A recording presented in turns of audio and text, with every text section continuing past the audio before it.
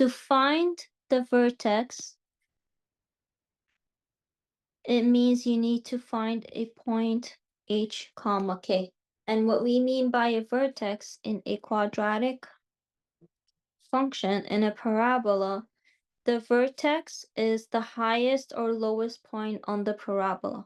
That is the vertex right here. So whenever you're given a quadratic function, you can find the vertex by completing the square, or you can find the vertex by the formula by h, which is equal to negative b over 2a.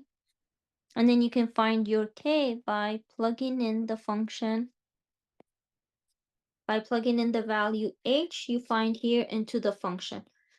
So for here, I know my function is g of x. First, I'm going to find h.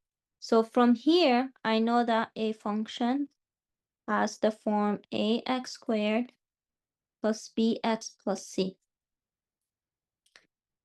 So I need my b value from this function, which b is negative 14. And I need my a value, which is negative 2. And all I do is just I plug it in. So notice that the h right here, the function that you're going to use, the negative is originally in the function. So b is negative 14 all over 2 times negative 2. Negative times the negative is positive 14 over negative 4. You can reduce that to be 7 over negative 2. So that is your h value. To find your k, you're going to use the original function and you're going to plug in your h value, which h you solved for, 7 over negative 2. So you're just going to plug that into every x value you see in the function.